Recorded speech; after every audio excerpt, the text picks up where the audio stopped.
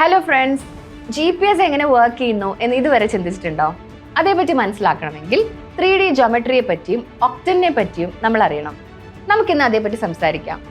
ഒരു 2 dimensional flat സർഫസിൽ വരച്ചിരിക്കുന്ന ചിത്രത്തിനെ നമ്മൾ 2 ലൈനുകളെ ഉപയോഗിച്ചാണ് റെപ്രസെന്റ് ചെയ്യുക. ഇടത്തേക്കും വലത്തേക്കുമുള്ള ലൈനുകളെ X ആക്സിസ് എന്നും മുകളിലേക്കും താഴേക്കുമുള്ള ലൈനുകളെ Y ആക്സിസ് എന്നും വിളിക്കുന്നു. ഇതുവഴിയാണ് ആ സ്പേസിലെ ഓരോ പോയിന്റുകളുടെയും പൊസിഷനുകളെ നമ്മൾ കണ്ടെത്തുക. അവ കണക്ട് ആകുന്ന പോയിന്റ് ആണ് ഒറിജിൻ. ഈ ലൈനുകൾ ഫ്ലാറ്റ് സർഫസിനെ 4 ഭാഗങ്ങളായി ഡിവൈഡ് ചെയ്യുന്നു. അവയെ ക്വാഡ്രന്റ് എന്നാണ് വിളിക്കുക. പക്ഷെ റിയൽ ലൈഫിൽ നമ്മളൊരു 3D വേൾഡിലാണ് ജീവിക്കുന്നത്. It's not a flat surface, it's a space. So left, right, up, down എന്നിവയല്ലാതെ ഫോർവേഡ്, ബാക്ക്വേർഡ് എന്നീ 2 ഡിറക്ഷനുകൾ കൂടെയുണ്ട്.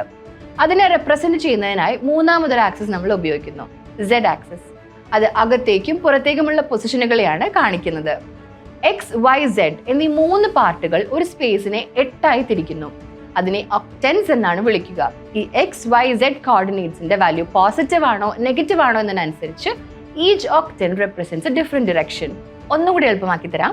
ഒരു പോയിന്റിൽ 3 കോർഡിനേറ്റ്സും പോസിറ്റീവ് ആണെങ്കിൽ, ഉദാഹരണത്തിന് +2, +3, +4 എന്നിവയാണ് പോയിന്റ്സ് എങ്കിൽ അത് ഒന്നാമത്തെ ഒക്ടനിലായിരിക്കും ഉണ്ടാവുക.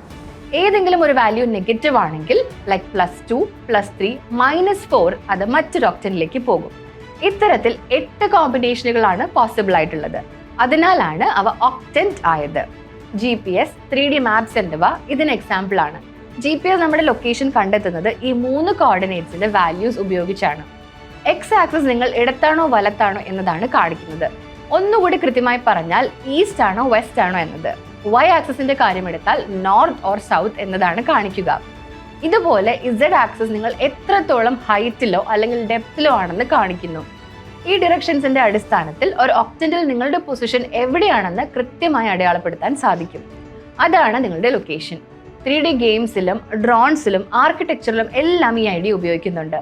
ചുരുക്കി പറഞ്ഞാൽ ഒരു 3D സ്പേസിൽ ഒരു ഒബ്ജക്റ്റിന്റെ കൃത്യമായ പൊസിഷൻ മനസ്സിലാക്കാൻ ഒക്ടൻസ് നമ്മളെ ഹെൽപ്പ് ചെയ്യുന്നു.